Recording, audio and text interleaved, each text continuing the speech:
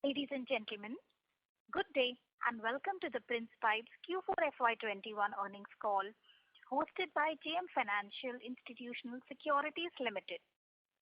As a reminder, all participant lines will be in the listen-only mode, and there will be an opportunity for you to ask questions after the presentation concludes. Should you need assistance during the conference call, please signal an operator by pressing star 10 0 on your touchtone phone. Please note that this conference is being recorded.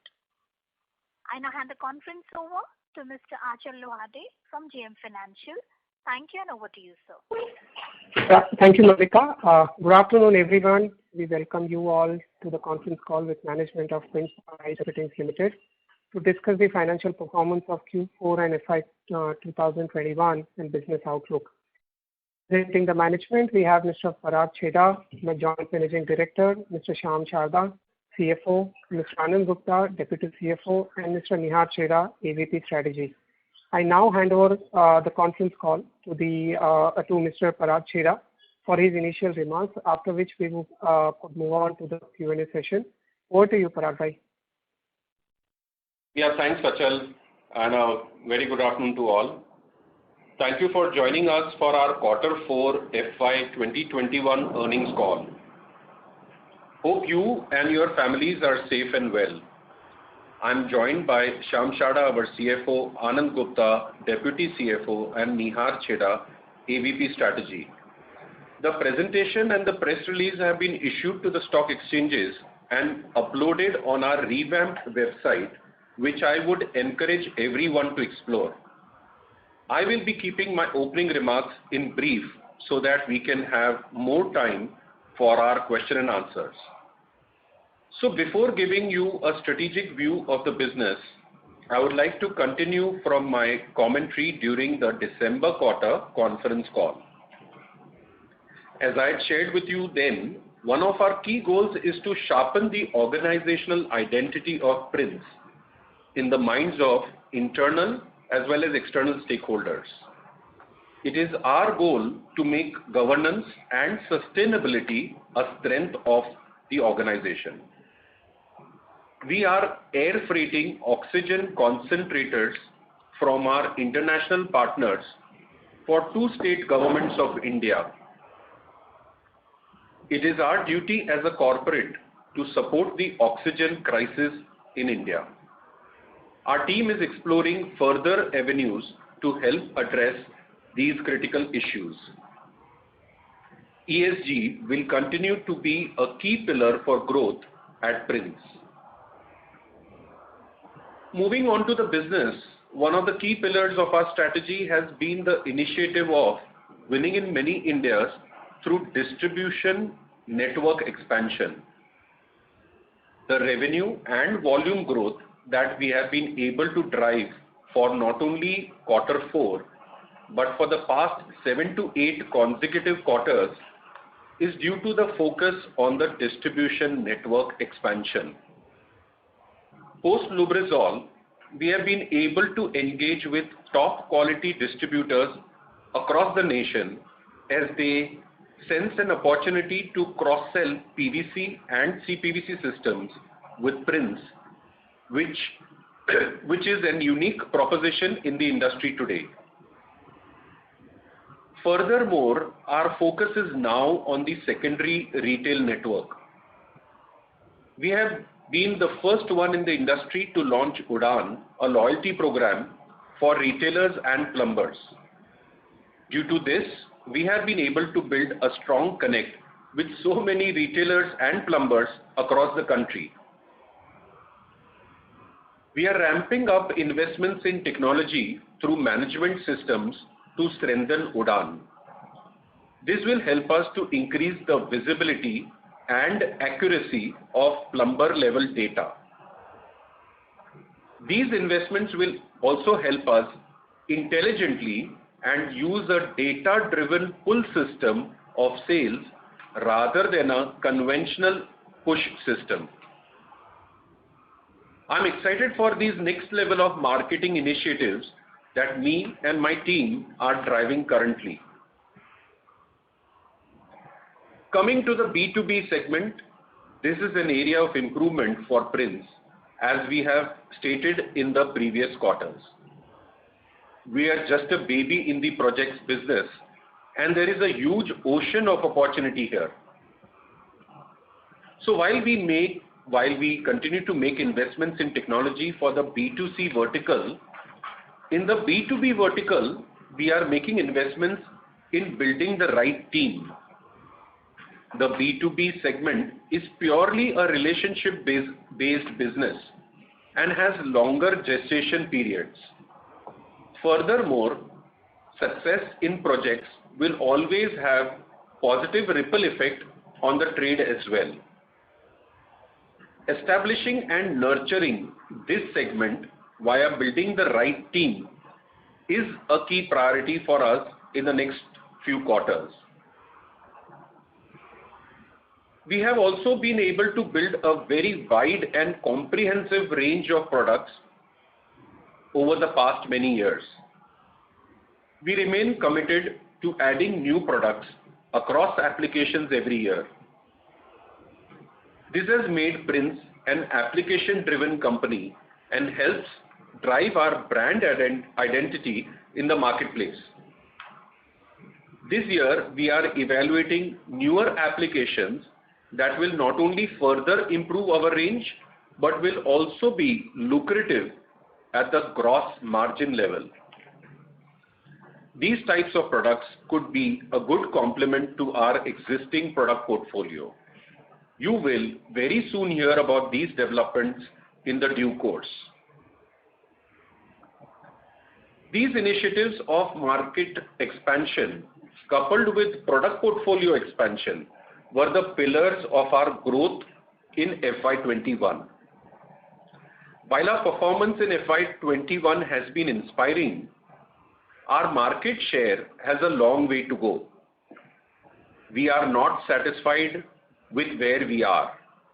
The focus has to be on consistent winning in the marketplace over the long run. The opportunity is there and we are hungry to grab it. Thank you for your time and mindshare. I will now hand it over to Shyam Sharda, my CFO, to walk you through the fiscal performance. Over to you, Shyam. Thanks, Parag Bhai, and a very good afternoon, friends. I'll be taking you through the Q4 FY21 financials. In this quarter, the company saw a robust revenue growth of 77% at rupees 761 crores, led by brand premiumization and favorable product mix, spanning through plumbing and SWR categories in Q4 FY21 compared to rupees 431 crores in Q4 FY20. EBITDA stood at 147 crores in Q4 FY21 compared to rupees 58 crores in Q4 FY20, a growth of 155%. EBITDA margin was at 19.4% in Q4 FY21 as compared to 13.4% in Q4 FY20, indicating an expansion of 605 bps.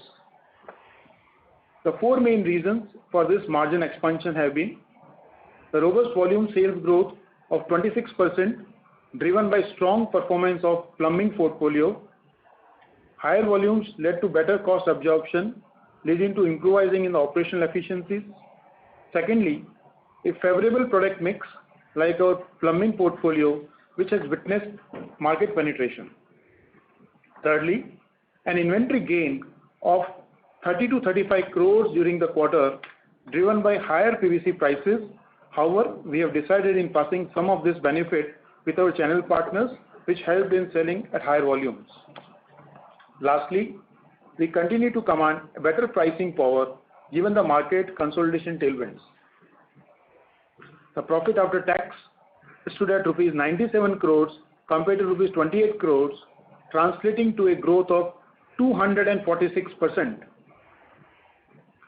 This was owing to an overall improvement in the performance at EBITDA level, aided by a sharp decrease in finance cost by 38% due to the complete repayment of long-term debt. Commenting on the key balance sheet parameters for the quarter under discussion, would like to state our gross debt as on 31st of March 2021 is at rupees 85 crores compared to a gross debt of rupees 261 crores as at March 31st, 2020, which is a sizable reduction of rupees 176 crores from the previous year. We have repaid our long-term outstanding debt and have become long-term debt-free as on March 31st, 2021. Cash on books from internal accruals stood at rupees 103 crores, excluding IPO proceeds. So we are net cash positive, including IPO proceeds, by rupees 17 crores. Commenting on our working capital, our debtor days was higher than the previous year, given higher sales in the second half of March, which is an industry norm. This was a strategic call we took, keeping in mind the uncertainty of the lockdown. We wanted to have product available in the market. Also, keeping in mind the anticipated decline in PVC pricing, we wanted to have capacities running high to process and sell as much products as possible. There has been a sharp decrease in inventory days and a better payables management that has led to an overall working capital decline. The working capital days is at 37 days. Commenting on our return ratios, we have improvised on ROC, which is at 27.1% in financial year 21, vis-a-vis 20.7% in financial year 20. The return on equity ROE stands at 23.6% in financial year 21, vis-a-vis 18.2% in financial year 20, and this increase, considering that the company has recently raised equity, is what is to be considered. The quality of the balance sheet still remains our topmost priority. With this, we would like to open the floor for questions. Thank you so much. Thank you very much. We will now begin the question and answer session. Anyone who wishes to ask a question may press star and 1 on the touchtone telephone. If you wish to remove yourself from the question queue, you may press star and 2. Participants are requested to use handsets while asking a question. Ladies and gentlemen, we will wait for a moment while the question queue assembles.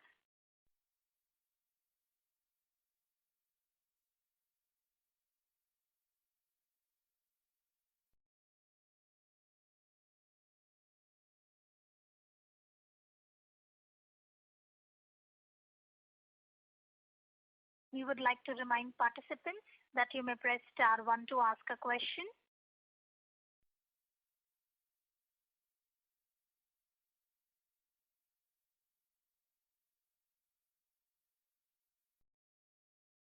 The first question is from the line of Jigar Shah from ICICI Securities. Please go ahead. Thank you for the opportunity and congratulations to the management for the good set of results. My first question would be, sir, what would be your inventory gain for the full year? You mentioned Q4 30 to 35 crores. What would be for the full year? So thank you, Jigar. I think, like you correctly said, quarter 4 inventory gain has been around 30 to 35 crores. We wouldn't have the annualized number ready as of now. What I can remember is December quarter was around 20 to 25 crores. So for H2, it would be around 50 to 60 crores of an inventory gain. We could get back to you for the annual number. Okay. And my next question would be, what would be your PPVC piping growth in Q4 and full year? So, Jigar, as you are aware that it's an industry norm. We do not give polymer-wise breakups, but I understand why you are asking the question. What we can give you is some direction on that. Okay. And I will talk in terms of application. So in FY20, building material is a combination of plumbing and SWR was around 66% of the top line, and the balance was agriculture, which includes irrigation and borewell. And in FY21, this number of 66% of building material has gone up to around 69%. So there's clearly our focus on plumbing and SWR, reflected in the performance. Okay. Okay. Great. Great. And lastly, do we see agri mix going forward declining? I'm sorry, could you say that again? Agri. Whether our agri mix will be reducing further in coming years? No, I think what you must realize is while the focus is definitely on plumbing and SWR, last year taught us that agri is a segment that may not be as value added at the gross margin level, but it's something that you cannot ignore. If I look at my September quarter, the kind of resilience that we posted in the volumes was because of agri primarily. So we are very clear that, our range across PVC and CPVC, across plumbing, SWR and agri is our biggest differentiator in the marketplace, and we have to continue to encash our range in the market because distributors are very happy with the ability to cross-sell in Prince. So we will not ignore any segment. We will just grow faster in plumbing and SWR relative to irrigation. Okay. Okay. That's it. Thank you. Thank you so much. Thank you. Thank you. The next question is from the line of Kamlesh Dadlani from Oman India Joint Investment Fund. Please go ahead. Yeah, thank you for the opportunity. I have just two questions. One is in relation to cash flow. So as of December 31st, 2020, I understand company had a net cash position of around 37 crores, excluding IPO proceeds. That has moved to around net cash position of around 17 crores as of March 31st, 2021, excluding IPO proceeds. So can you just walk us through how the cash position has moved during Q4? I would presume substantial amount of operating cash would have been generated. Was it used for some capex in the new plant? That is one question. And second is in relation to the outlook for Q1 of FY22, given the second wave of COVID, how the company sees it is getting impacted, and a broad comparison between Q1 of FY22 and Q1 of FY21, given that around similar time COVID outbreak has happened. So these are my two questions. Yeah, Kamlesh. So in terms of the utilization, what we have done is during this period, of course, a lot of amount has been used. One is towards the repayment also of the loans as well. And also we have, paid advances, which is like 125 odd crores. And also there has been some increase in terms of the repayments. So cash outflows in terms of the balance outstanding today stands at around 17 odd crores, which earlier was 32 crores in the previous period. So there has been a change, and it is getting reflected in the numbers as well. And broadly, what would be the operating cash flow for Q4? So in operating cash flows, it is incremental of 115 odd crores, which is getting reflected in the cash flow statement, and that is getting added to the kitty. Okay. Yeah. And as far as your outlook for the first quarter is concerned, I think obviously there's, we are only halfway through the quarter, but as the first 45 days, everyone is aware there has been a national lockdown in most markets. We are not immune to a lockdown. So of course there is a tepidness in the market. The one big positive relative to last year is that our plants are still functioning. They are not maybe functioning at the ideal capacity that we would like them to, but at least the plants are functioning. There is no inventory pile up and just zero production. So that's one good thing relative to last year. Of course, there has been a slight tepidness in the sales for the first 45 days, but I think the last year is the biggest testimony that a couple of bad months or one bad quarter does not hamper the fiscal performance at a annual basis. So we are hoping for the best. Okay. Okay. Thank you, and best of luck for FY22. Great performance for FY22. Thank you. Thank you, Kamlesh. Thank you. The next question is from the line of Pritesh Chheda from Lucky Investments. Please go ahead. Yeah, thank you for the opportunity and congratulations for a good set of numbers. Nihar, I have one question on the profitability part when you express it as a per kg or per ton basis. So there's a marked shift when we look at the FY21 number and when we look at the exit number for quarter 4 as well. And even if we adjust for the inventory gain, it's a marked shift from what we have been achieving in the past year. So the past year, the EBITDAs have been at about 12 rupees a kg. If you could help us understand what should be a reasonable assumption going forward in terms of the EBITDAs or the profitability part of the business. That's one question. Second question is on the Flowguard tie-up, post-Flowguard tie-up, how do you see your CPVC business shaping up? Does it mean that there is a fair bit of possibility of a fairly accelerated growth and hence accelerated volume growth overall for Prince Pipe? And my last question is, what is the status of the Telangana plant now? Sure. Thank you, Pritesh. I'll answer the question sequentially. So the first question I think was on margin. What are the drivers and what is the outlook? So allow me to give you a slightly detailed answer here. There have been 3 primary drivers of margin expansion for us. One has definitely been inventory gains. The second has been a product mix improvement. Clearly 66% coming from building material now to 69%. So product mix has definitely helped us improve the gross margin. And the third one is a superior pricing power. And this is something that we have been consistently, talking about. And I would like to give you a slight more color on the pricing front. And allow me to give you a detailed answer here. For the past 8 quarters now, we have been aggressive in passing on, price increases to the channel, especially on PVC.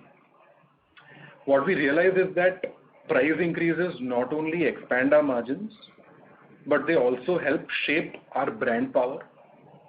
Our aspiration is to be the market leader. Market leadership, is not always measured in terms of market share or profitability, but also by the brand equity that we enjoy in the marketplace.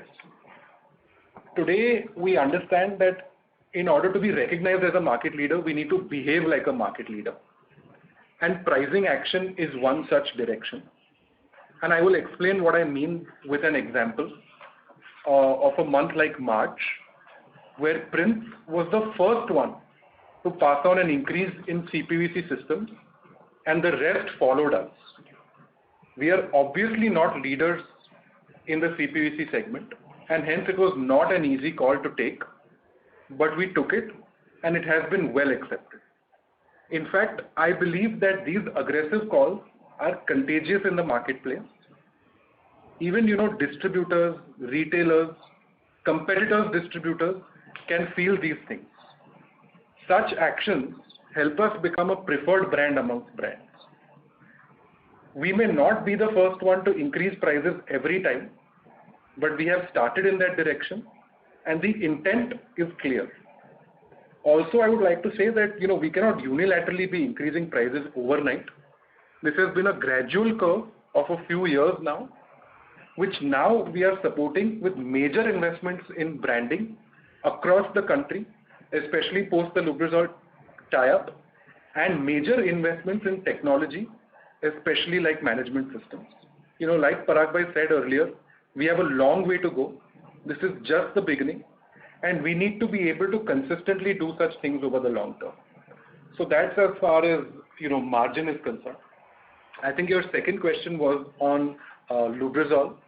No, just here on the margin side. There is a big difference between what we earned last year and what exits have been, or what annual number also has been. So, in your opinion, what should be a better margin profile assumption in your mind? So, we have always been conservative with margin guidances. we will continue to be conservative. I don't think there is, we would not want to speculate on what margins look like. If you're asking for a projection, we would continue to be conservative with, 13, 14% EBITDA margins, and then we're happy to sort of, we know that we have enough and more drivers for margin expansion going forward. So I'll keep it at that. The second part is on the Lubrizol tie-up. See, we are definitely very bullish post Lubrizol, not only on CPVC, but definitely FlowGuard, overall improves our brand power and brand, equity in the market. And CPVC is going to be one place where we want to disrupt the marketplace.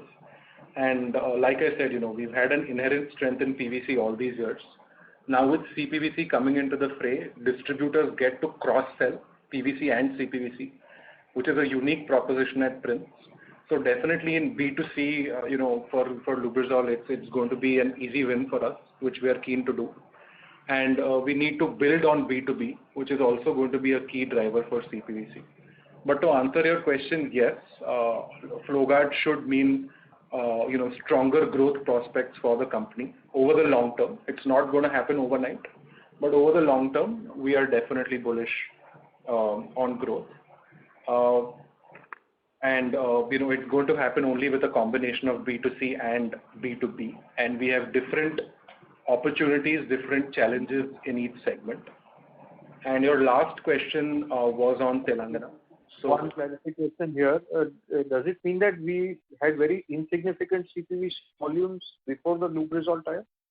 No, we did not. It was around 18 to 20% of our top line. And we are keen to take it forward going ahead. And as far as our status of the Telangana plant, I think this plant actually could not have come at a better time with the kind of consolidation that the marketplace is seeing. I think this will be a great opportunity for us to grab onto this market share.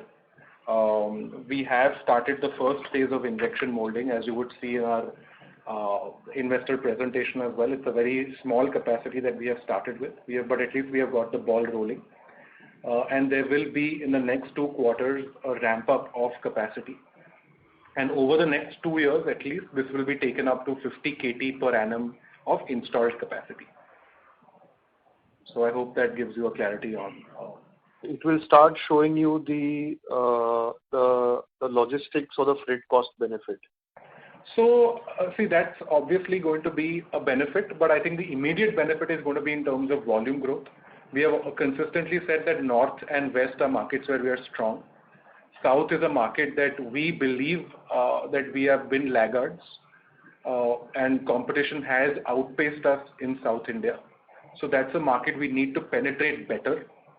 And we are the first ones to put our hands up and say that. So immediately the decentralization benefits won't kick in because we might be sharing those benefits with the channel to ramp up market penetration and to ramp up utilization of capacity. And in the long term, it would be a driver for margins on the logistics front as well. Thank you very much and all the best. Thank you. Thank you. Thank you. The next question is from the line of Ravi Dharamshi from ValueQuest. Please go ahead. Yeah, hi. Congratulations on fantastic set of numbers. I just had one question on the CPVC price trend. If you can just throw some light on what have been the drivers of this trend and now what is the outlook looking forward for the next 6-12 months? Yeah, thank you, Ravi bhai. As far as CPVC pricing, CPVC is chlorinated PVC, and the biggest raw material to make CPVC is PVC. So with the kind of sharp rally we've seen in PVC pricing, CPVC is bound to follow. It'll be with a slight lag, obviously, but we have taken, as an industry, I think there has been 2 rounds of price hikes. One in the December quarter, one in the March quarter. And I think going forward also, prices should remain firm.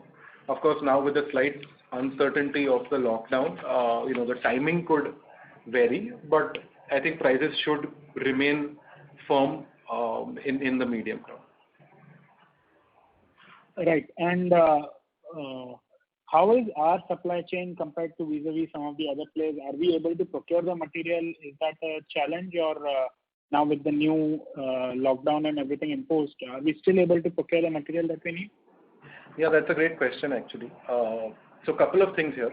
One is that over the past year, actually, if I look at FY21, there has been, all of you guys would be aware, there has been tremendous disruption for supply chains across the economy and for the piping industry as well.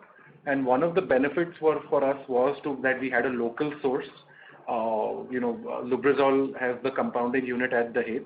So we have a very strong supply security and a consistency in supply security, which a lot of the brands did not have over the past year. And some of the bigger brands as well, suffered because of this.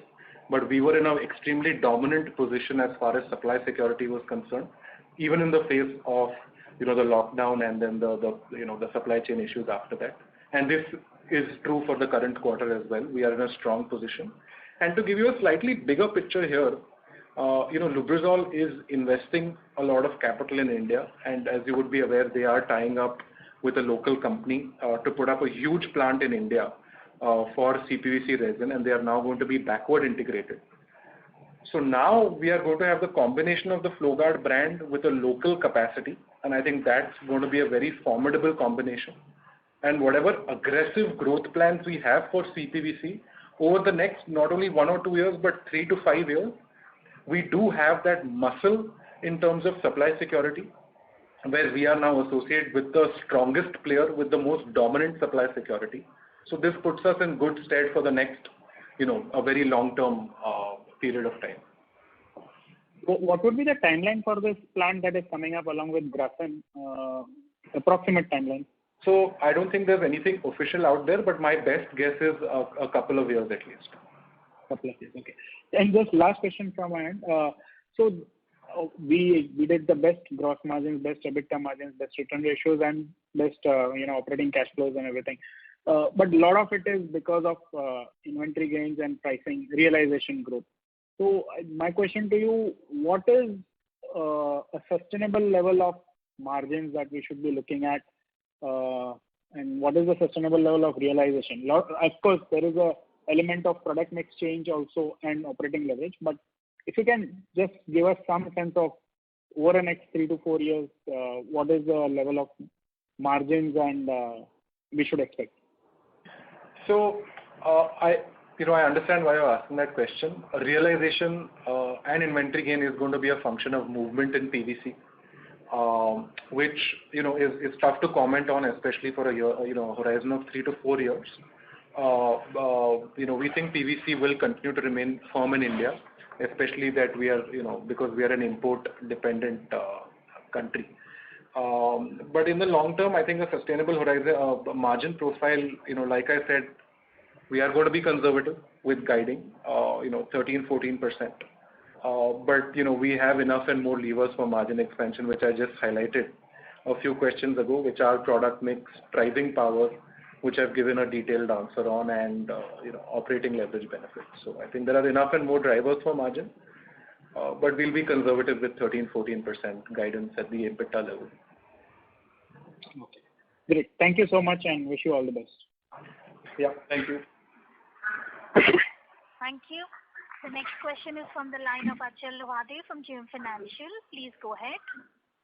Yeah, first of all, congratulations for the great performance. My question is, in terms of the agri or the irrigation led demand, how is it seeing the postponement by the purchaser, by the farmers? And, let's say theoretically, if this lockdown continues for another 3-4 weeks, do you see the season getting washed out, or you can have the demand coming back? So if I actually look at the March quarter, we have not done too badly on the agri front as well. We have grown in agri as well. So definitely, yes, there has been a postponement of demand, and the kind of orders we are usually flooded with in Q4 and Q1, that has not been the case for agri. In these months with agri, often it's how much ever you want to sell, you can sell in agri. That's usually the situation, but that's not been the case because of PVC pricing and other uncertainties in the marketplace. But we still continue to grow in plumbing and agri as well. Coming to the current quarter, see, it's difficult to comment on whether the season would get washed out or there would be a postponement. I think we can all just hope that it would be a postponement. But I think the bigger play, of course, is on the plumbing and FWR, where we are confident of demand being robust post the lockdown measures being cooled off. Agri is tough to comment on, but I think the important takeaway is even in March quarter, despite the tailwinds of PVC pricing and uncertainties in the marketplace, we have grown in agri as well. Great. If I may ask this, in terms of the total industry, what has been the PVC consumption decline in your opinion? And within that, how much would have been the agri decline and the plumbing decline or growth at the industry level and for us? Sure. I'll able to give, there's no official number, obviously, because the year has just concluded, but our best estimates talking to, our suppliers and, distributors, etc. I think industry degrowth at the PVC volume level should be around 15%. And in that, I'm sure the degrowth has been higher in agri relative to building material. So yeah, 15% was our best estimate. This is not an official number, but just whatever market intelligence that we keep. And would that be like 40-50% a decline for agri, or it could be less than that, in your opinion? I know it's hard to guess, but still, being in the business, you are better off in terms of commenting on the same. To be honest, no, I don't have that much of a visibility in terms of how much it would have been. But yeah, I can't quantify it, but I agree would be worse off than plumbing is our best guess. And would it be possible to indicate what is the PVC volume growth or decline for us for the full year FY21? So, like I said, it's an industry norm not to give polymer-wise data, but like I said at the beginning of the call as well, plumbing and FWR put together was 66% of revenue in FY20. This has been taken up to 69% because of a conscious effort, and especially post the Lubrizol tie-up. We have seen a good traction. So CPVC has definitely been a good contributor to growth in the FY21 time period. Right. And is it fair to comment if the margins in the gross margins in the CPVC are at the similar level what it was before the tie-up, or have they further improved? So gross margins have not improved in CPVC because definitely there is an increase in cost post the Lubrizol tie-up, which we have partially passed on to the market, and we need to look at the EBITDA level. We are severely underpenetrated in the CPVC space.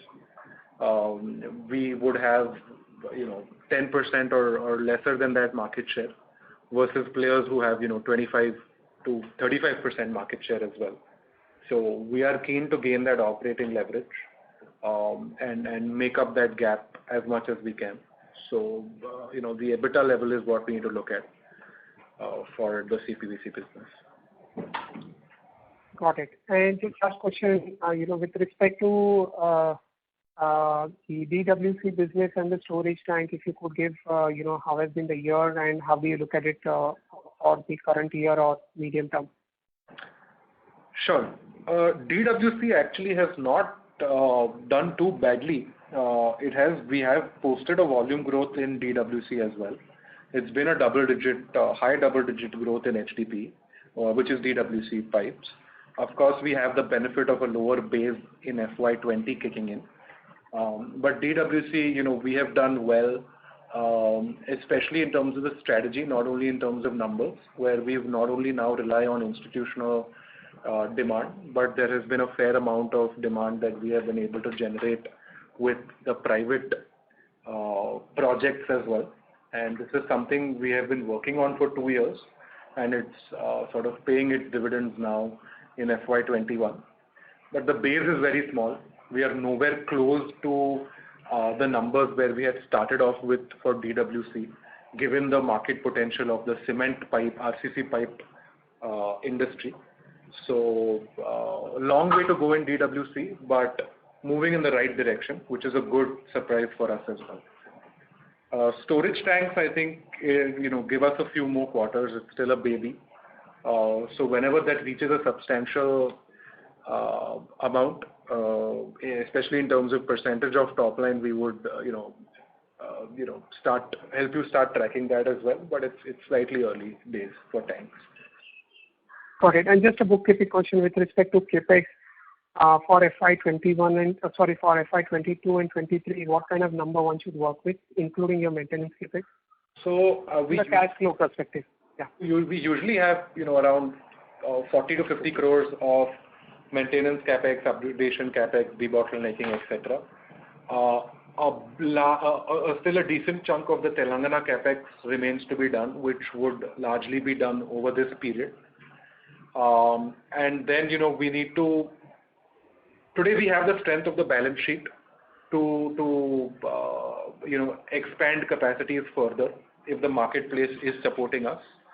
So we are still in the process of discussing our capex plans in this uncertain market. You can't be just making now these plans once a year. You have to be doing this, every quarter with this uncertainty in the marketplace. So we're going to keep it dynamic. We do have the backup of a strong balance sheet, which allows us to be flexible to look at, further organic growth, possibility of inorganic growth also is there in such a consolidating market. So we're keeping options open, and we're monitoring this on a quarterly basis. So it's tough to give a guidance as far as exact capex number is concerned. Understood. I'll stop here for any further questions. I'll stop here for any questions. Thank you, Arjun. Thank you. The next question is from the line of Rajesh Kothari from Alpha Accurate Advisors. Please go ahead. Congratulations, Parag Bhai and the entire team for the great set of numbers. Sir, I have first question is in terms of the total brand investments, how much we would have made in FY21 as well as in fourth quarter? And this brand expenditure, when you say it includes the higher, used to distribute, I'm talking about including that number. ATL and BTL. So this brand expense includes ATL and BTL. It does not include the incentives that are given to the distributors. That is not there in this. And this has been I think it's a good question because it's been a similar strategy as the December quarter, where we were slightly, I would say, opportunistic in investing in the brand because we were aware of the inventory gains that we were going to have. In December quarter, it was a call that we took in the middle of the quarter, around November. But for the March quarter, we had a fairly good visibility. So even before the quarter started, we had a strong strategy discussion with the branding team to make these investments, because if we are going to take aggressive pricing action calls, etc., we cannot do that without investing in the brand. And especially post Lubrizol, we have identified a list of priority markets which are low-hanging fruit, where we are doing very well and enjoy market leadership for PVC, and we want to cross-sell CPVC in those markets. And that would be possible only with heavy investments in branding that we have taken. So would you like to disclose the number? Because you mentioned that, good part of the inventory gain, even during last quarter conference call, you mentioned that, you are basically reinvesting into the branding and such initiatives. So what would be the set amount for the fourth quarter? So for the fourth quarter, actually, it's been a significant ramp up. We usually guide at around 2.5 to 3%. But this time we have, gone even above 4.5% of the net sales. And, Udaan has really helped us here to get a very good accuracy of plumber and retailer data. So our branding campaign has been a lot more targeted, especially in, North India and West India where we are very strong. Sure. So as and when basically, as the price may come down, the inventory gains are of course one-off, but then probably brand investment also you may rationalize them, right? I mean, that may further have to cushion the impact of the, inventory losses or, the reversal of such gains. No, absolutely. We have to be agile with our strategy. We'll continue to invest 2 to 3%, but this sort of opportunistic things we will do only in quarters which are strong. But even in lean quarters are basic, 2% I would like to invest in branding, considering it's a long-term exercise. But this sort of lavish investment would be done only in strong quarters. Sure. And sir, second question is, Parag bhai, you have mentioned that, there is a further scope of new applications which can further drive the margins higher at the gross level. Can you a little bit elaborate on this strategy? Sure. I would like to keep, I would like to let the actions speak louder than words. You will hear in due course in this next financial year itself. And we are not very keen to get, a lot of new products, maybe just 1 or 2 products, but then we want to nurture that very astutely in terms of generating the demand, in terms of creating the channel. So it's not going to be a lot of new products that we get left and right, but just maybe one or 2 products every couple of years. And we have built a new team for that. There's a new product development team, which is separate from my normal sales team. And the function of this team is to get new products, which again will not be major in terms of contribution to the top line. But, they will be niche products. And we are studying what, the more developed economies are doing and sort of trying to replicate that here. So, you would hear about these in the next few quarters. Great, sir. I think great performance and great steps to further putting the strategic building block. Thank you, sir. Thank you very much and wish you all the best. Thank you, Rajesh. Thank you. The next question is from the line of Vivek Tulsyan from Newmark Capital. Please go ahead. Yeah, hi team. Just wanted to get some sense on this other expenses which has gone up from 50 crores to about 91 crores. What line item? So I understand part of it is advertising, which question. Yeah. But there any other line item which has seen a big jump in this? No, Vivek, you are spot on.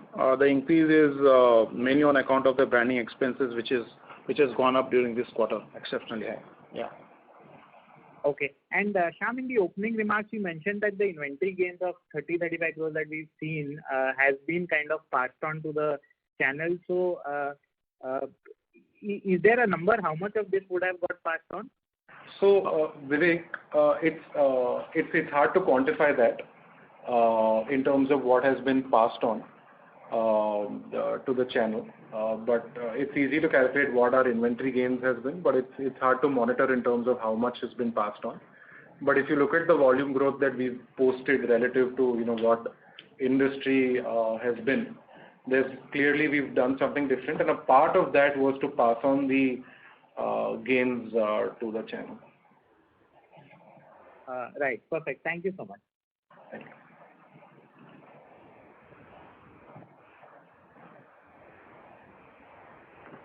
So your question is answered? Yes. Thank you. The next question is from the line of Sneha Talreja from Edelweiss Securities. Please go ahead. Good afternoon, everyone, and thanks a lot for taking the question, and congratulations on a great set of numbers. Most of the questions are answered. Just 2 more from my end would be related to the current PVC price movement. So we've seen downward revision happening in India. So just wanted to understand from you, is it more to do with the global phenomena or is it only India specific? And what kind of inventory losses can we expect going ahead? Do you expect sharp fall in the prices in the coming months, or what's your outlook here? That's the first one. Yeah, thank you, Sneha. Yeah, I think that's an interesting question. We have definitely seen a slight reversal in PVC as of yesterday. So your first question was, is it India specific? Yes, this one has been India specific. PVC pricing currently across the globe continues to remain firm. So right now it's more to do with the Indian market and the kind of uncertainty that we're seeing in the trade today. So this is India specific, which leads into my second answer in terms of, do we foresee it to be as steep? Maybe not.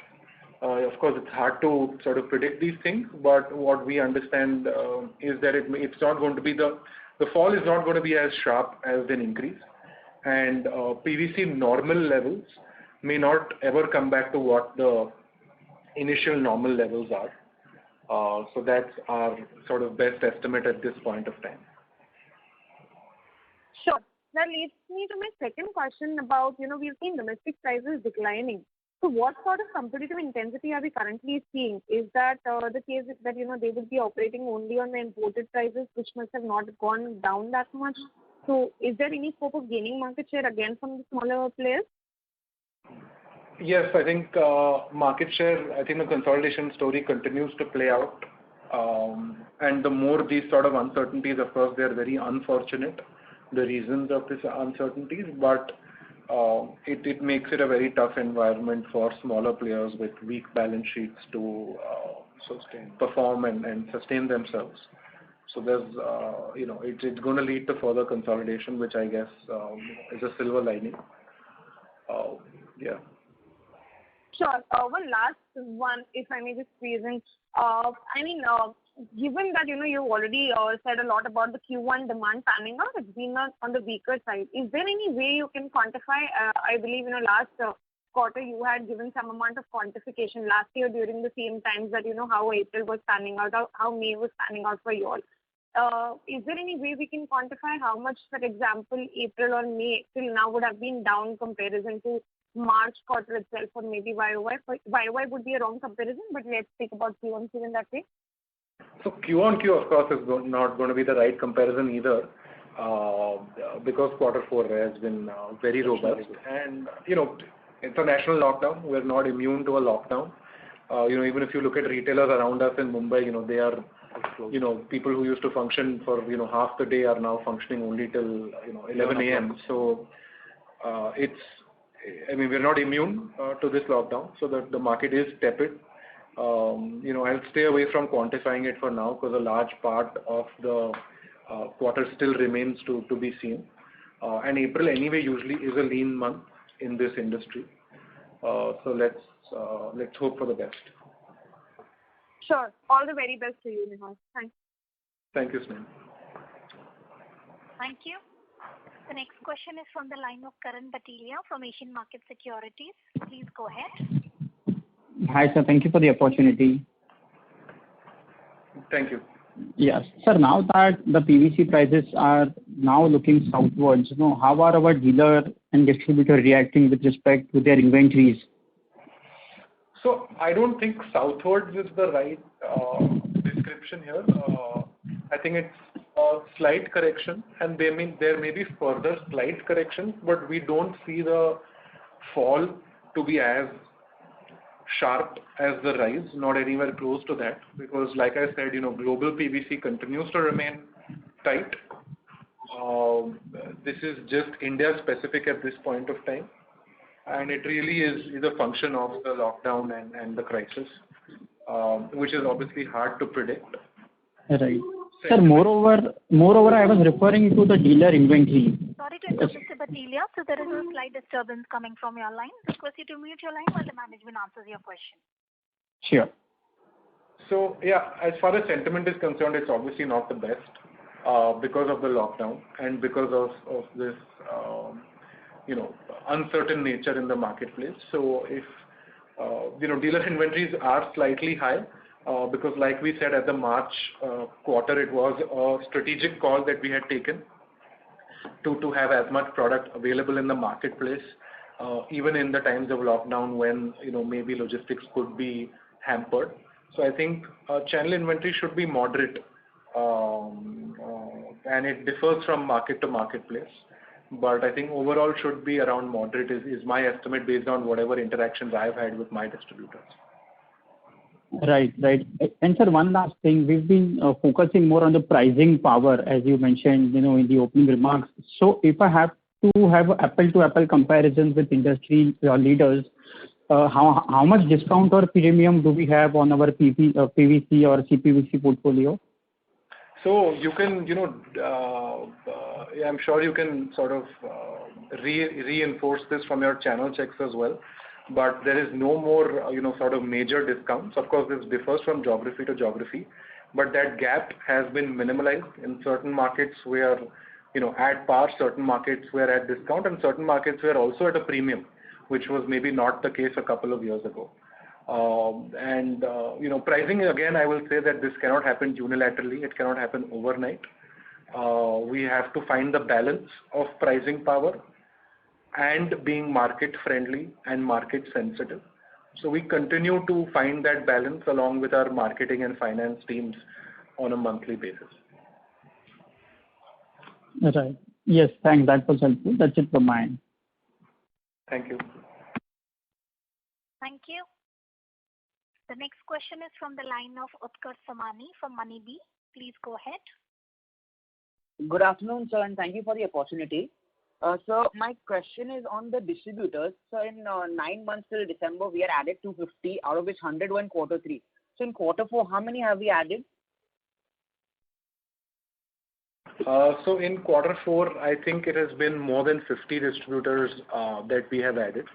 I will continue to, talk about the fact that number of distributors is not as important for us. What's important is the spread. What's important is the quality. We have consistently maintained that we want to work with distributors who are good paymasters, who are investing in infrastructure, and who are hungry to grow. Today, Prince is very hungry to grow. And unless we are associated with distributors who are not hungry to grow, it's not going to be a long-term partnership. So for me, number of distributors is not as important as the spread and the quality of my network, which is something we are working on structurally improving. Great. Sir, and also, can you throw some light on the geographical, spread of these distributors? So if we want to tap the eastern markets, I think that is also a focus. Sure. So north and west is our, main market, and I think we have a strong primary presence. And now, as we try to become a preferred brand amongst brands in north and west, focus is more on retail penetration, using technology, using our loyalty program to touch more and more retailers, more and more plumbers every day. And we are making those investments in technology to improve the accuracy of this. And as we mentioned in our remarks, that focus is on selling intelligently, not just sales but marketing. On south, we have been weak, like I mentioned earlier in the call. In a few geographies, we are strong in south, but a lot of markets we are not that strong. Be it Karnataka, Tamil Nadu, Kerala. These markets, competition is way ahead of us. So a lot of work remains to be done. I think this is just the beginning, and a lot of new distributors have to be added. A lot of branding has to take place. We have to participate in a lot of key projects with good developers in these markets. I think all that is going to be now further facilitated with a local manufacturing footprint of Telangana, which is an integrated facility for pipe and fitting. So I think a lot of work needs to be done in south. I think central also is a similar market where I think we have not justified market potential. Madhya Pradesh, Chhattisgarh, that market we are hungry to grow. And East India is fastest growing market for the industry. Prince is one of the top 2 players in this space, and we have actually driven the change from GI to PVC in these markets, being one of the early movers there through our outsourced manufacturing. And in East, in certain pockets we're strong, certain pockets we need to add more distributors. So I think, I hope that gives you a color on what the geography mix looks like. That was very helpful, sir. And sir, on the working capital cycle, so our working capital cycle was around 27 days in the month of December, which right now I believe is 35, 36. So what is the sustainable level of working capital days going ahead? See, the December quarter number was not sustainable because that was driven by a decrease in inventory. Correct. Even this one has been led by a decrease in inventory. 40 to 50 days is a sustainable number. In the long term, I need to improve this. If you look at my peers, they are doing a better job than I am, and we are on the WCM front, and we are keen to further improve that. We have been able to do that over the past 3 or 4 years, and a lot of work remains to be done over the long term as well. Okay, sir. Thank you. That's it from my side, and all the best. Thank you. Thank you.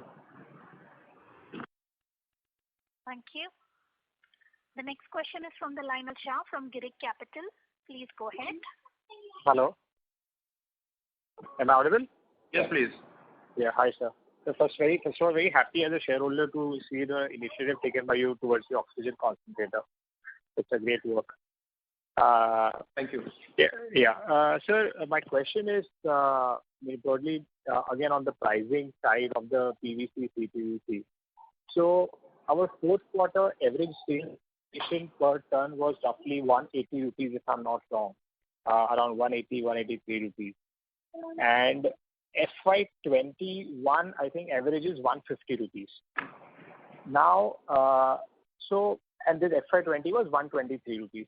So how should we see this realization? You said you don't see too much of pressure for the current year, and with your improving sales mix, and there is also some pressure in the current quarter due to India specific region. So how should we see this number? Yeah, it's a tricky one because it's not that easy to predict polymer pricing, especially in such an environment. There has been a slight cooling off in that very sharp rally that we saw. So maybe a little bit more cooling off in this quarter. But, like we saw last year, post the lockdown, there was a tremendous tightness in the market again. So if that is replicated this year, it could go a very different direction. And if the lockdown extends for some more period of time, there could be further cooling off. So it's challenging for me to give you visibility there. I understand why you're asking that question, but I don't think we will move back to the levels of PVC that we saw, 18 months ago. Okay. So what is the current cool off? You said there is a slight correction in the PVC. So how much percentage would that be? So around 4 rupees per kilo. And PVC is around 130 to 135 rupees per kilo. As on today? Pre-increase. So, yeah. Sorry, so 4 rupees, so 130, 135 after the 4 rupees drop? Before. Actually, this is before the 4. Okay. And this is PVC, right? Yes, sir. Okay. And now your EBITDA per ton equally is at around 35 rupees. So that is also at the lifetime high right now. Sorry to interrupt, Mr. Shah. So this is the operator. There is a disturbance coming from your line, sir. Okay. Sorry. I'm saying your EBITDA per ton is also at 35 rupees, and you continue to guide at 13 to 14% EBITDA margin? Yeah, like I said, we are being conservative. We are being consciously conservative with the guidances. And we'd be happy to deliver accordingly ahead of estimates. Got it, sir. Okay, sir. Thank you very much. Thank you. Thank you. The next question is from the line of Mitul Mehta from Lucky Investment Managers. Please go ahead. Good afternoon, sir, and congratulations on an excellent quarter and great execution. Hope that you keep delivering better and better as we move ahead. Sir, my basic question to you is, right now we are again passing through difficult times as far as COVID is concerned, and most of the states have declared lockdowns, and our urban market share remains elevated. So, considering all the headwinds, is it possible to guesstimate what sort of volume growth are we preparing for FY22? And over a longer period also, if you can give us some sense on, what sort of volume growth we can estimate as we travel along, it will be better to get some understanding because, a business looks fairly volatile from the pricing standpoint of view, because we've enjoyed a very, very inflationary scenario, and these results are clearly the reflection of the inflation in the system. But given the fact that when a lot of these reverses, we may find it hard to kind of get some understanding on your EBITDA per ton or sales value. Yeah. See, as far as volume growth is concerned,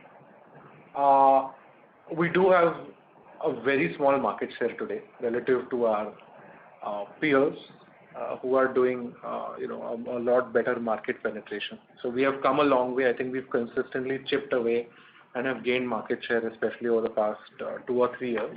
And even pre-COVID, real estate was not doing very well overall. You guys would also know building materials would not be doing that great either. But in the piping industry, there have been a few companies that have been able to differentiate themselves and drive that sort of a volume growth. So of course, with the uncertain environment, it's hard to put a number on it, but we are in capacity expansion mode. That's why the capital raise was done. And whenever there is going to be any upswing in demand, we are going to be there to grab it. If I look at the bigger picture, the past few decades of Prince, one of the reasons for growth has been that we have always been having a vision for demand cycles and setting up capacities regularly with a gauge for demand and taking advantage of any upswings in the demand trend. So with Telangana plant coming through, if the demand goes up, definitely we are in a place to capture that incremental market share. Hard to sort of comment on a specific number of volume growth. And, like we said initially as well, the opportunity is there and we are hungry to grab it. As far as margins are concerned, you're absolutely right. This is I think it's a combination. It's a function of the efforts and the execution of the company coupled with the inflationary environment that we are seeing on the polymer front. And there would be, whatever we see, we have to see on an annualized basis.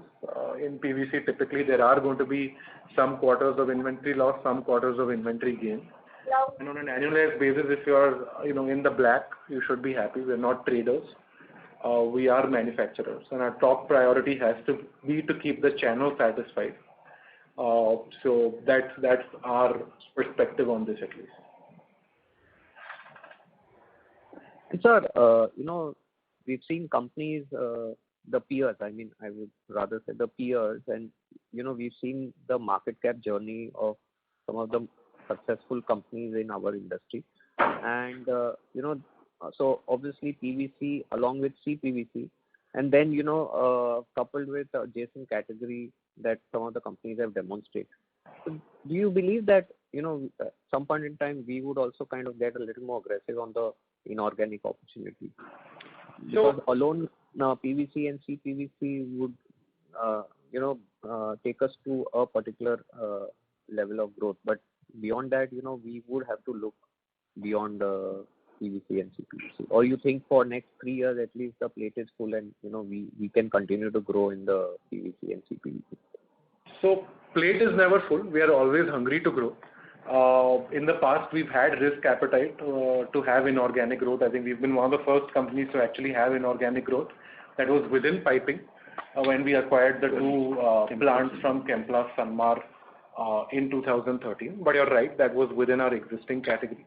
I think till now the outlook for the family, for the senior management has been, we know pipes, we like pipes, we understand manufacturing and distribution models of piping. So it's been a very focused approach to the core product, and we have expanded within the products to newer and newer applications, which we will continue to do. As far as other products, I think so. The market cap journey that you talk about for the peers, I think is a function of many things. One of them definitely being the kind of expansion that they've done in the product portfolio. And the second, thing that I would commend them on is consistency. They've put their head down and have a quarter-on-quarter performance in the capital markets. So we do understand the value of that, and we do intend to have a consistent performance quarter and quarter over the long term as well. As far as expansion outside of pipes is concerned, maybe not immediately. Over the long term, we would continue to explore what the right strategy for the organization is. But for the next fiscal, nothing outside piping. Great, sir. Thank you very much and wish you all the best. Thank you. Thank you. The next question is from the line of Utkarsh Nopany from Haitong Securities. Please go ahead. Yeah, hi. Good afternoon, everyone. Sir, I have few questions to ask. First is, if we see our quarterly sales volume growth momentum on a 2-year CAGR basis, it has slowed down. So in the past 2 quarters, it was around 9 to 11% rate, which has come down to 2.5% rate in the current March quarter. What is the reason for the same? And a connecting question, can you also give some sense how the demand has panned out in the first half of the current June quarter over June 2019 quarter period? Though you have mentioned that the demand is tepid at the moment, but if you can give some sense whether the demand has moved up or down over 2019 period. Yes, sir.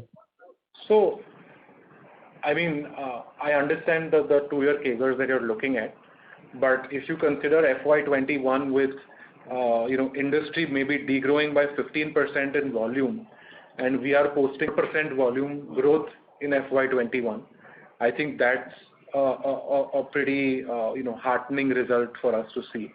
So obviously it's a function of the sort of market and the uncertainty that's been there, despite which we have not only posted value growth, which of course is a function of the realization, but we have posted genuine plain vanilla volume growth in FY21 as well, despite industry maybe having a double-digit negative growth.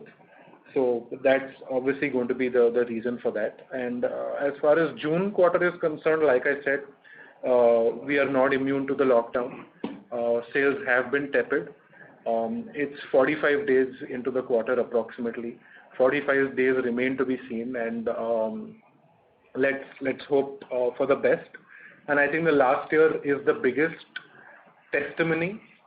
One tepid quarter does not mean one bad year. So that's what our focus has to be on. Okay. And so second question is despite increase in our sales volume, we have not seen the benefit of operating leverage over the past 3 quarters. So by when operating leverage benefit is expected to start kicking in? So Utkarsh, we have seen tremendous operating leverage benefits in this FY21 period. A lot of that has been invested into branding. If you would sort of normalize that, there would definitely be a very strong operative leverage benefit. In fact, I would say operating leverage has been the top 2 or 3 reasons for the margin expansion that the company has posted. Sir, just again coming to this question, if I see whatever the improvement in the EBITDA per kg which has happened over the past 3 quarters, that is mainly led by higher gross profit on a per unit basis, if I see. But if I see for the employee or for the other cost, and I do the comparison over FY19 number, it has moved up. It has not moved down. Yeah, so that's why I was just asking by when the operating leverage benefit is expected to come in, despite we are posting good volume growth. So Utkarsh, what you need to understand is, yes, the gross margin expansion has been one of the biggest reasons for EBITDA margin, not only for Prince Pipes, but for the entire industry. Coming to operating leverage, I will maintain that there has been a tremendous improvement in operating leverage for us. Why the number is maybe not up to your expectation is because marketing investments have significantly gone up for us. We constantly maintain branding to be 2 to 3% of net sales, whereas in Q4 it has been almost double. No, sorry sir, just to interrupt. Even if we do the adjustment, then also our other expense on a per unit basis would come to around 17 rupee per kg, whereas historically we were doing it around 14 to 15 rupee per kg. So I would have to get back to you on exactly. I wouldn't have those numbers as a ready reference. Happy to get back to you after this call. Sure. Sir, third question is like on the CapEx part, we have spent 146 crore in FY21. Can you please provide the breakup between the maintenance CapEx, the brownfield CapEx, and the CapEx which we have done on Telangana plant? So, first in terms of maintenance capex, it could be like in the ranging between 40 to 45 odd crores, and also it is spread over the various plants, and we have also done almost like 174 odd crores overall investment. Telangana has been one of the main one. There has been an also capital WIP which is getting captured. So overall it is like 40 to 45 crores of a maintenance capex. Apart from that, all the things have been capitalized for the current financial year. Okay, and so like of this 174 crore which we are planning to spend on Telangana, so you mean to say we have spent roughly 100 crore in FY21 and the remaining only 74 crore need to be spent over the next 2 years, whether I'm understanding correctly? No, so in terms of the overall cost, we have spent close to almost like 90 odd crores for Telangana as of now. The remaining amount, total amount invested is around 184 crores for Telangana. We have spent 94 crores and around 90 crores is further to be spent over the next 2 to 3 quarters. Okay. And how much we are planning to increase our capacity, say, in FY22 over FY21? So Telangana is going to be 50 KT of installed capacity. Currently, we're at around 250 KT approximately of installed capacity. So right there, you have almost a 20% increase to be able to facilitate further volume growth.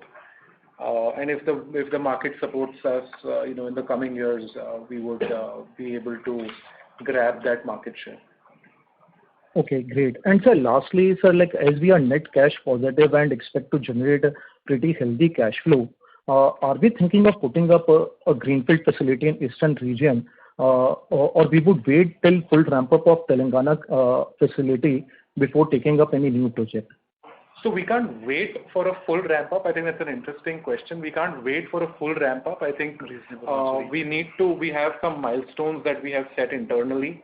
And once we hit those milestones, we would look at a plant, whether that would be in the central region, eastern region, those discussions are happening internally. But we have some milestones, some roadmap that, we have set out for the marketing team. And once we hit that, I think definitely the strength of our balance sheet allows us to, put us in a formidable place for capacity expansion. Okay, and can you give some sense like by what volume we want to reach before taking up this project? Any sense, maybe 30,000, 40,000 then? I would stay away from quantifying it for now. It's early days. Okay. Thanks a lot, sir, and all the best. Thank you. Thank you. The next question is from the line of Ashish Poddar from Anand Rathi. Please go ahead. Yeah, many congratulations to the team for fantastic performance quarter on quarter. So my just one, it's not a question, obviously it's my opinion that while we are sounding too positive on our growth prospects, I think we are too conservative on our margin guidance. So is there any specific reason why are we so conservative on the margin? You're right. I think we're consciously conservative. If you see a lot of the industry players also are guiding in that range of, I would say, largely 14 to 17% is what I know. And with our investments in branding, I think that's a fair estimate. And if you look at the past year, we have continued to be, since the listing time, we have been very conservative and, have been happy to sort of beat those estimates. So I think we would like to make that a habit. Okay. Thank you so much and all the very best. Thank you. Thank you. The next question is from the line of Rahul Agarwal from InCred Equities. Please go ahead. Yeah, hi, good afternoon. Thanks for taking my question. Am I audible? Yes, please.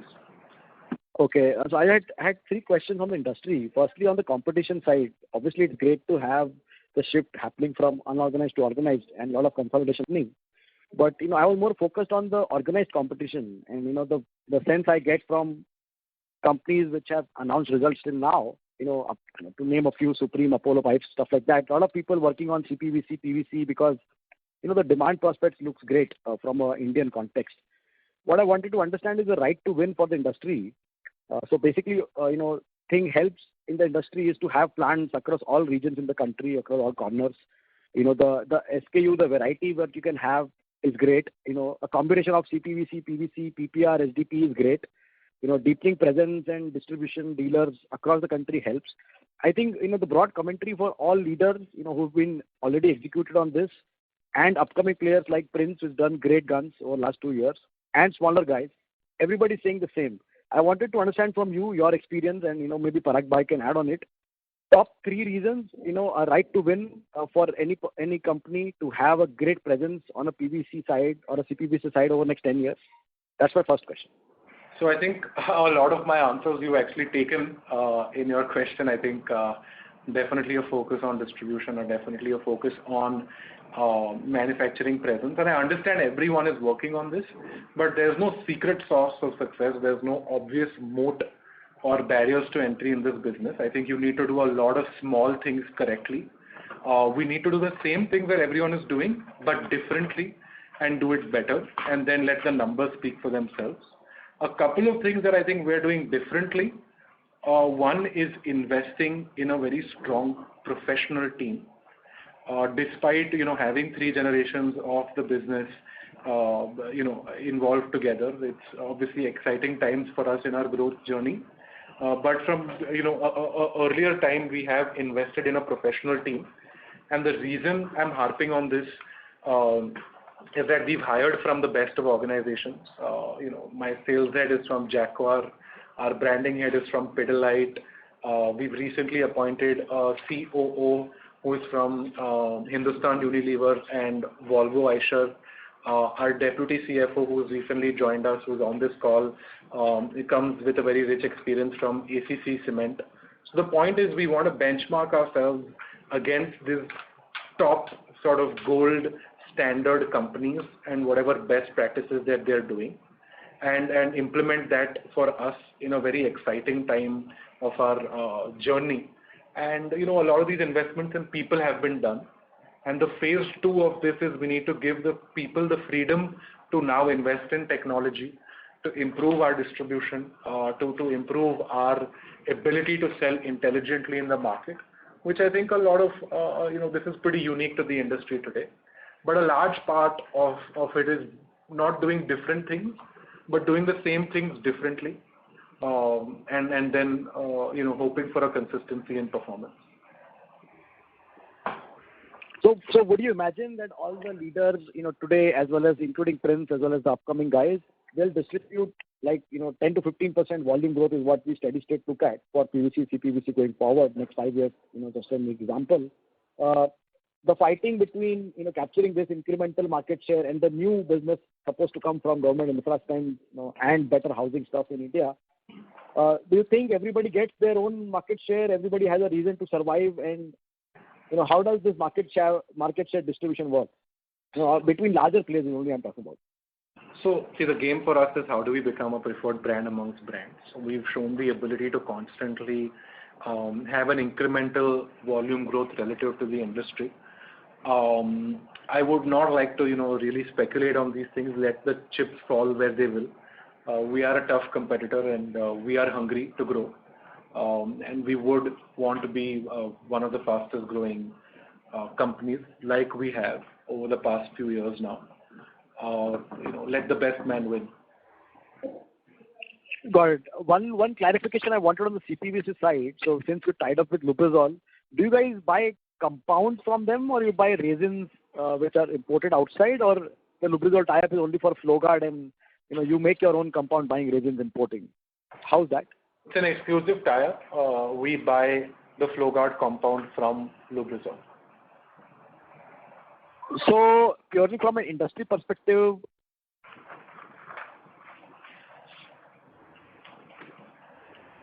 hello. The line for the current participant got disconnected, sir. Okay. The next question is from the line of Bharat Mukhi from Big Vision Investing. Please go ahead. Hi there. Congratulations on a great set of numbers. I wanted to understand, do you see the same, do you foresee the same kind of volume growth over the next 2, 3 or 4 years? And what are the, potential challenges to achieve this kind of growth? So, yes, definitely we want to, we are hungry for volume growth. The opportunity is there, and we feel like we're in a unique position with the capacity expansion coming on and the network expansion that's going on. We see ourselves at the forefront of being the beneficiary of this increase in growth, and we would like to think that this sort of growth profile would continue. The focus has to be on, consistent performance. So we need to keep our heads down and be consistent on the growth. Okay. And is there something you're doing differently than your peers to get this kind of market these kind of market share gains? No, absolutely. A couple of things I just highlighted on for the previous question. Having a good complement of a strong family presence across 3 generations and a professional team. So the family can now focus on strategy and risk appetite. Deals like the Lubrizol deal and other strategic initiatives, while the operations are driven by the professional team who has a level of discipline and efficiency of doing the business. So I think we have a good, and I'm trying to give you different reasons than the usual reasons of, a multi-location manufacturing network, strong distribution network across urban, semi-urban, and rural India. Investments in technology for our loyalty program, which gives us differentiation with our peers and getting a better visibility, a better connect with retailers and plumbers. So I think it's a whole host of small things that you need to do differently to be able to drive this. Yeah, thanks for that. Thank you. Thank you. The next question is from the line of Ankit Kumar from Systematix. Please go ahead. Yeah, hi, thank you. In initial comments, Parag mentioned and stressed more on project businesses and our focus on projects. Can you please elaborate much more on the project and our focus area? How are we preparing ourselves, and overall size, if you can quantify in India? So that's the first question.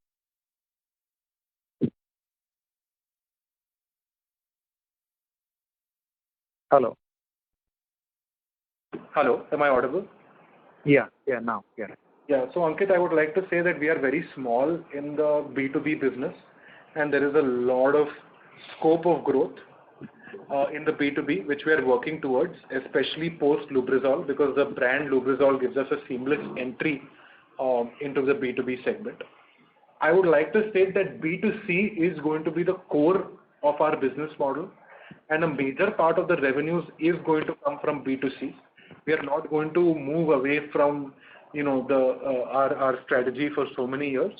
But B2B is somewhere that we would like to scale up. Today it's a very small % of our overall top line, which we need to take up because we have not justified that space today. What we are doing is investing in the team who is experienced, who is from the industry, who has a very good connect with consultants, developers, contractors, architects, etc. A very different skill set is needed for retail selling and project selling. Project selling is much more technical.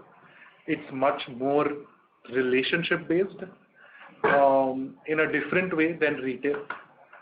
And the gestation periods are higher. In retail, it's a very quick win. In projects, you need to invest in technical selling, in building those relations, getting your brands approved. So this B2B ramp up is not going to happen overnight, but the intent is clear. We have started working in that direction. In which line item, probably we have actually capitalized every penny which we received from print marketing, or if yes, then in which line item we have included that? Hello. Yeah. So every penny what was to be received by Prince Private from Prince Marketing has been received, and that of course has been accounted was because that was in money transferred into cash and bank balance. Okay, that's it. And lastly, our ambition to remain debt free, is it can we say it that way? That's a fair statement to make, or not? So what we are saying is, of course, the long-term endeavor is to be absolutely debt-free. Today we are debt-free from long-term perspective. We don't have a long-term term loans borrowing as of now. Working capital borrowings are still there, and our endeavor is basically whatever we can optimize with our current existing banking lines and scale up our operations. But if the need arises, we will further continue to borrow from the banking limits as well. And if I can just add to that, Ankit, I think today we're in a place in a consolidating market with exciting growth prospects. I think we have demonstrated the ability to be, net cash positive and have a very strong quality of balance sheet.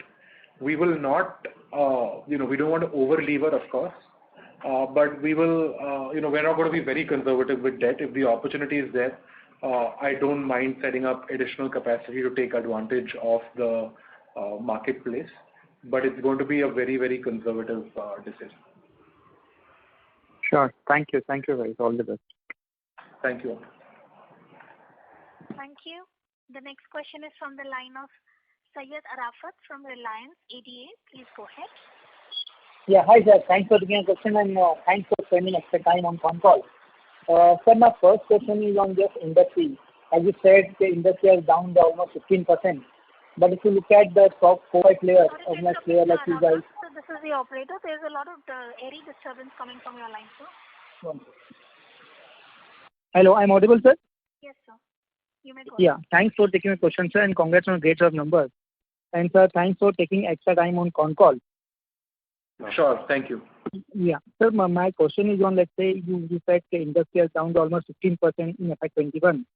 But if you look at, let's say, top 4-5 player has almost reported, let's say, you guys reported 4% volume growth, while other players also reported very flat kind of numbers. So is that say that organized player unorganized down almost 30% in FY21? Is that right to assume that?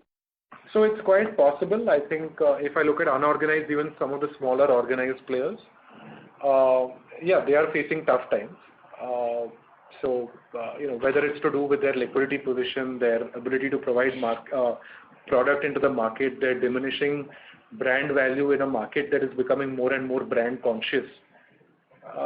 Definitely, I think high double-digit degrowth for these players is very possible. Just want to understand what's your, let's say, next 3-4 years, let's say, ambition, where you want to go, where you want to put yourself in the next 3 to 5 years? You can guide on that. So we are going to guide conservatively, Arafat, but internally we are hungry, and we want to be a aggressive player and a preferred brand amongst brands. It's tough to give long-term guidances, but our past performances speak for themselves, and we need to focus on replicating that consistently. Fine, sir. That's it from me. Thank you. Thank you. The next question is from the line of SK Patel from SK Patel Investment Advisors.